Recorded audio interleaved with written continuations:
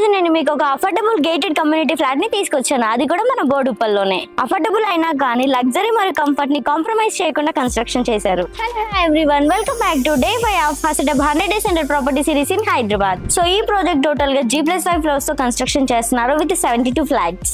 So ఈ project లో 2 BHK flats వచ్చేసి 1278 SFT లో, 3 BHK ఫ్లాట్స్ వచ్చేసి 1629 to 1872 SFT లో అవైలబుల్ గా ఉన్నాయి. ఇదే అండి మనం చూడబోయే గేటెడ్ కమ్యూనిటీలోని 3 BHK flat. Come let's see the flat.